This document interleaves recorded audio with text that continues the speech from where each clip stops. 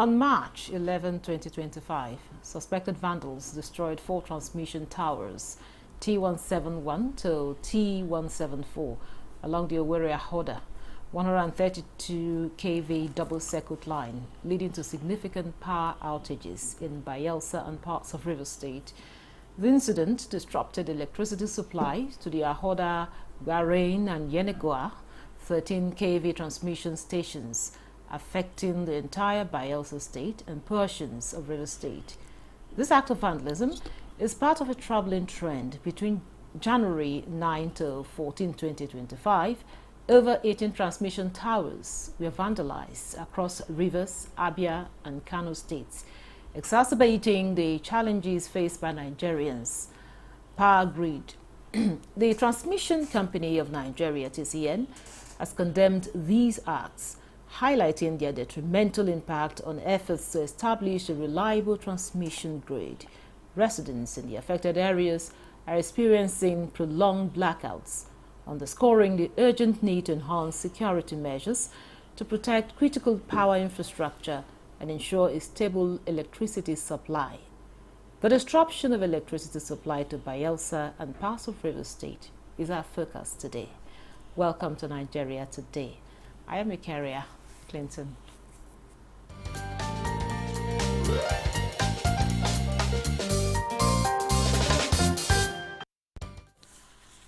Now, with me in the studio for the conversation is Eket Obunga. He's Executive Secretary, Consumers Advocates of Nigeria, and Lead Director, Energy Consumers Consultancy Services. Thanks for joining us on Nigeria Today. Thank you for having me, and good evening. Also joining us via Zoom is Engineer Olis Kemenanabo. Is the MD by Bayelsa Electricity Company Limited. It's a pleasure to have you on Nigeria Today. Thank you very much for having me. Okay, I will start with you, Kemenanabo. Please talk to us about the situation in Bayelsa State regarding the blackout that the state is experiencing due to the acts of the vandalism. Thank you very much. You may recall that about 29th of July 2024, we lost about 19 towers to that collapsed and which rendered the entire Bayelsa State and just a little part of River State in darkness. We worked collaboratively with the Transmission Company of Nigeria to get these towers rehabilitated and power was restored. Even after the power was restored, we traced the lines and discovered that most of the members that are brazing the particularly vertical columns of the towers. Okay, please, Engineer Olis, please adjust your camera a little bit so that we can see your face, because as you were talking, yes.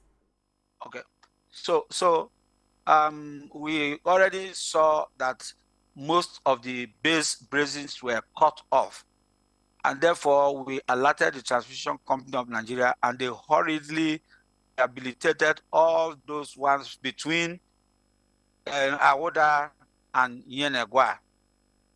Unfortunately, they continued patrols between Elele to Ahoda and probably Owerri and Ahoda, and saw that most of these base brazings were all cut off. But probably they are overwhelmed with the level of vandalization, so they did not immediately take steps to replace the vandalized brazings. And that was the reason why we had those 4 towers collapse between the Big Elele and then the Army Barracks in River State. And that is the only line that supplies between supply power to Yenagoa and Ahoda. The line radiates from Owerri to Ahoda to Yenagoa. The 2 transmission substations in Yenagoa derive their supply from this double circuit 132 kV transmission lines. Unfortunately, even if one collapses, what it means is that we are not going to have supply between Awoda and Owerri. And I don't know how the state government will continue to collaborate with the TCN to ensure that the entire line is protected. For the areas where the vandalization took place that rendered Bayelsa State into darkness for about 4 months, we were able to deploy surveillance cameras that are alarm and lighting systems in the night. So once you get close to the place, the surveillance cameras will beam you and then blow an alarm. And then in our control rooms, we get direct communication with that particular tower, which is what we have been doing all along.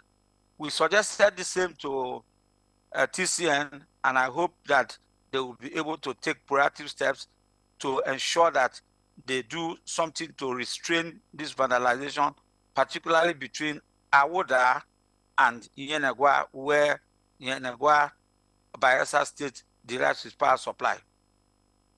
Much, Engineer Olis, for that information. Now, Eket, you've heard what Engineer Olis said about the situation in Bayelsa State and, of course, some parts of Rivers State. And, of course, you know, we've had this kinds of situation over and over again.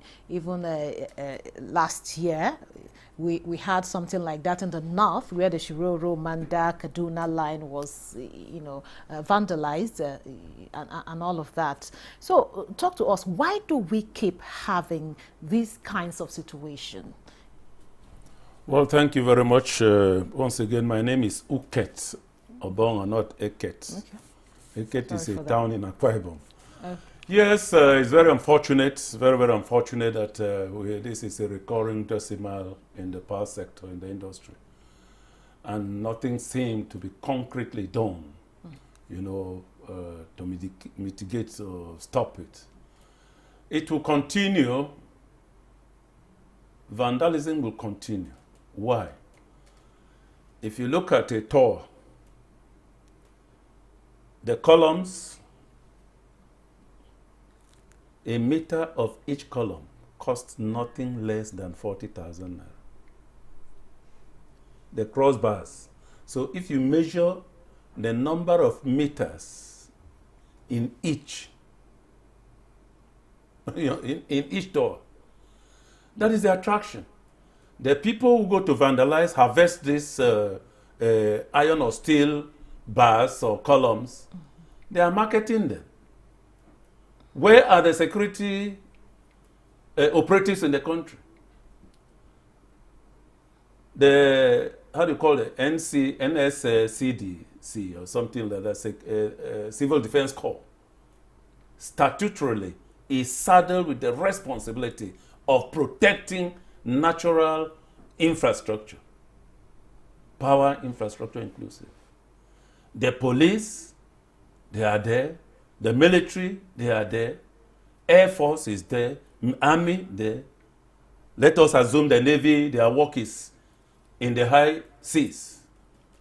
So, and the economic situation in the country, you know, the poverty, unemployment, joblessness, we have an army of youths that are all over the place. But is that a door for somebody to steal? But they say an idle mind is what? The devil's workshop. And wherever you have this, a nation finds itself in this state, then insecurity, this is part of insecurity, will thrive. Okay, thank you very much for that for that line of thought. Now we go back to Engineer Olis. Now talk to us about how this has affected the lives of the people in Bayelsa State. What is it like, you know, with this situation, with this current situation of you know, electricity? What is the situation like? Oh, definitely. Economic and social life will now be a thing of the past, because it will affect economic life, it will affect social life, and indeed security as well, because light provides security. Now, what I want to agree with my colleague in the studio there with you is the fact that yes, these things are actually of economic value, but we can also stop these people from doing what they are doing by simply deploying both technical and then human restraint. Like I said, the towers that are between Okogbe and Yenagoa, we have deployed smart cameras that are very close to the line, so you cannot even go and bring down those cameras to do whatever thing you want to do. And the cameras are so sensitive that as soon as you get close to them, they begin to blow an alarm. And then that alarm is sent to our control center and also to a couple of us that are connected to it through our telephones. And therefore, all you need to do is to shout at the person that is on the base there, and then it will go through the cameras to the person's hearing that if you don't get out of that place, we have security people around, or we are alerting security persons to ensure that they go there quickly. It may interest you that within this period, we have been able to apprehend a couple of them. One of them was running, and unfortunately, he fell inside a pit, a borrowed pit, and drowned and died. So if human restraint is a difficult thing, then we have to deploy technical restraint and ensure that we have a control center where these things are holistically viewed, just like what has happened in Bayelsa State. Assuming this thing had happened very close to Bayelsa State or in Biama or wherever, we would have been able to avert it. But what we saw between Elele and the army barracks there is as a result of probably not going to immediately replace the stolen tower members.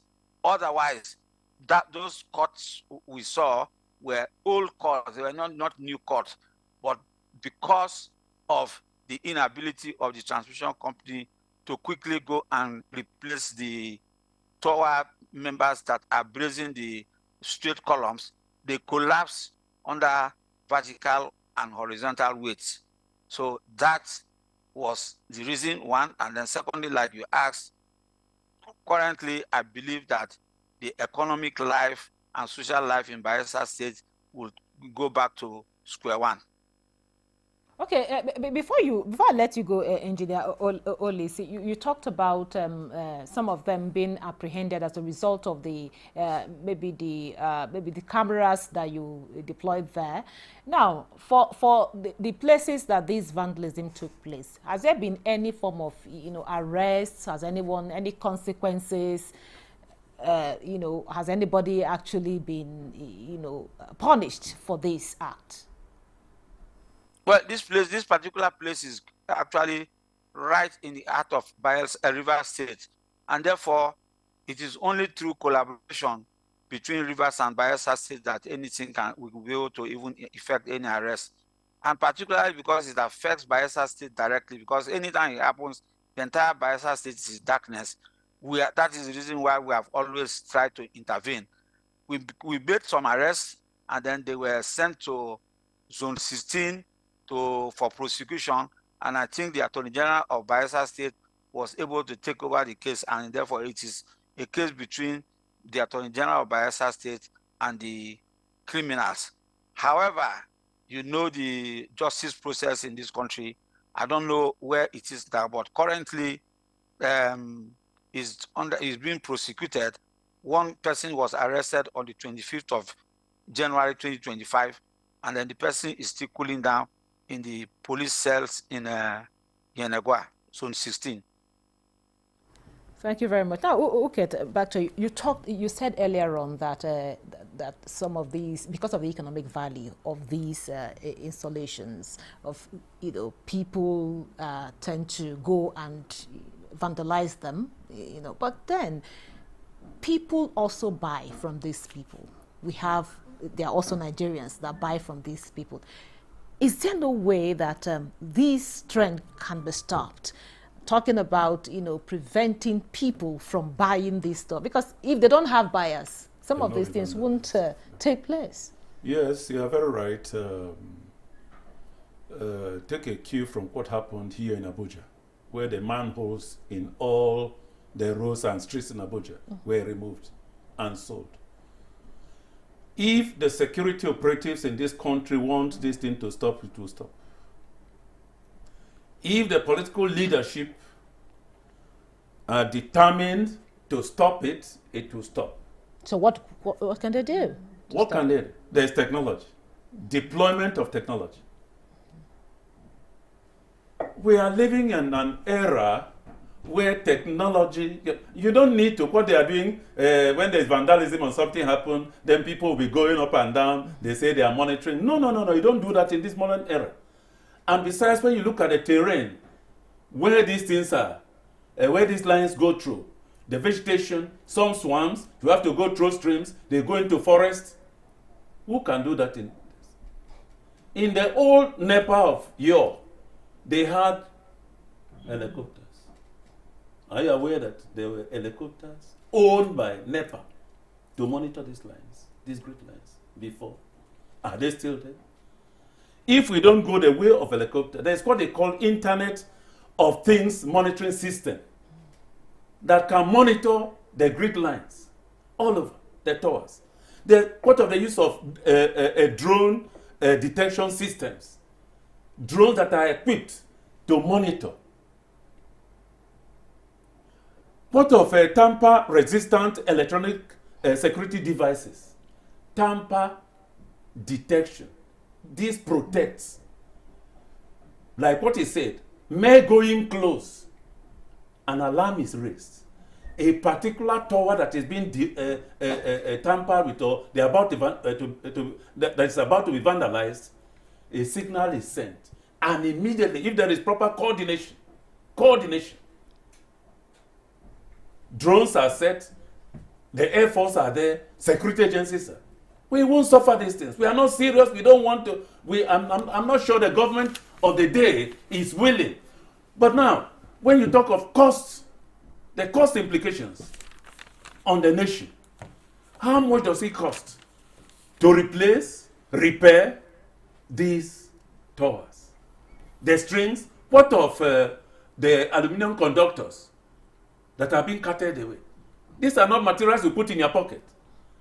If you go through that road, they are talking Owerri axis, Port Harcourt, Bayelsa, that axis. Every 200 meters, you find a police checkpoint. The people who are carrying these things are the spirits.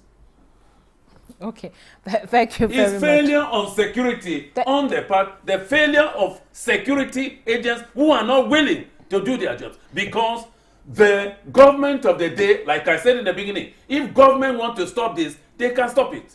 But then you agree with me that even the security operatives are also doing their best, just like you said. You said technology. But their best is not good enough. They are doing their best. We admit. I know I'm talking on television. Their best is not good enough. If their best is good enough, they can stop it. But then, you've also mentioned something that is very germane to this conversation. You talked about technology, which is very, very important. Now, Engineer Oles. Now, earlier this year, the Minister of Power, Adebayo Adelabu, talked about the Shiroro Manda technology.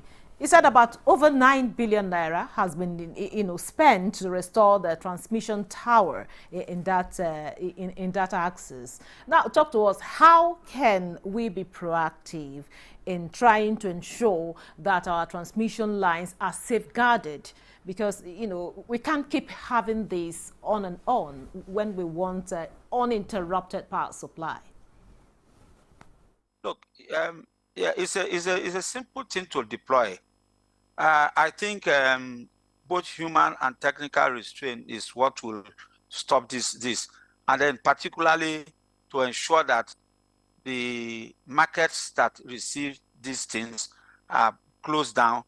In Bayelsa, what we have done so far is to close down the scrap metal market in Bayelsa State, which they call dump yard. And then people steal all this and go to sell in that place. The government has closed that scrap market. And then the second thing we did, like I've continued to echo, is the deployment of surveillance cameras that have real-time transmission of information to a control center. And then the next one again is that whoever that is buying anything from Bayelsa State in particular, and then it has a relationship with electricity, you must get clearance before you move these things out of the state. All the stores have been ransacked, and then they have been given notices. And to that extent, the state government set up an anti-vandalization committee headed by a retired assistant commissioner of police. I think she is even the retired commissioner of police. And so we have been able to provide the human restraint and then the technical restraint. The constraint we have is that these things don't happen right in Bayelsa State. They happen in outside Bayelsa State. And for us to go and even effect any arrest, we will need to collaborate with the police command in Rivers State before we are able to arrest. For in Bayelsa State, I can assure you that tower vandalization has become a thing of the past because of the technical and human restraint that we have applied. And I expect that the federal government and then other power asset owners deploy same method, because like my friend said, it's almost impossible for you to be going through this terrain to be monitoring this. Even if you are 100 persons, you may only manage to do that at a particular time, and this will definitely go when they know that you are asleep. But the cameras don't sleep. They are armed with solar systems, so they don't even die. They have a 5 years lifespan before anything can happen. And therefore, if that is done, and then once there is 1 or 2 brazen caught, and then it is reported, I expect the transmission company of Nigeria to go to these places to immediately replace those brazens. These ones that collapsed, like I said, did not happen yesterday or day before yesterday. When we saw the edges, they are all rusted, and it means that it would have been a long time ago. And if they were proactive instead of being reactive, I hear they have deployed some security persons and they are paying 400,000 naira for a month to secure the conductors that are on the ground. If they had spent that 400,000 naira that they are paying now to replace those brazens, I'm sure these towers will not collapse. And there are still a few of them that are still like that with the base brazens already cut. They are not therefore held by that. They cannot only be held by their vertical braces. Those lattice braces are the ones that strengthen and stabilize the towers against winds, which is horizontal, and then loads that may come from lumbering that will hit the transmission lines. Unfortunately, we talk all of this, and at the end of the day, they will only say they are going to do it, and we go back to sleep. So I think that if these 3 measures that I've mentioned are deployed, we will be able to restrain this to a reasonable extent. Engineer Oles, even though we don't really have that the fact about the payment you just mentioned, we don't have the fact now, so we really cannot say much about it. Now, Uke, tell us, what would be the role of the community? Because however you look at it, these vandalism take place in the community, and people are there. You know, some community members are there. So what would be the role of the people there to avert situations like this, where people go and vandalize infrastructure that will affect them as people too? Yes, the community or Nigerians generally should take this issue of vandalism seriously, because it affects everybody. Every one person is affected. You heard what the engineer in Bayelsa State said. He said within the state. These things are not done within communities. They go into the forests, where even the villagers have not gotten access to. They go there, they can be there throughout the day. In fact, it's not even by night they do it. They go there during the day. But they bring these things back to the community. They bring it to and people see them. So the community members and the public, general public, should be on the alert. And that is why we need to create awareness. The Ministry of Power and other agencies of government, we have to, create awareness. And stakeholders like you. Yes. And stakeholders to create awareness. You can set up an anti-vandalism unit in the police force, in the military, and so forth, and equip them. There is what is called power line vandalism detector, which uses high voltage transmission line and anti-tampering devices. Thank you very much. Anti-tampering devices. Before you get there, it stops you. We become proactive. Thank you very much, Uket. That was Uket Obunga, Executive Secretary, Consumers Advocates of Nigeria, and Lead Director, Energy Consumers Consultancy Services. Thank you so much for your time and your contribution.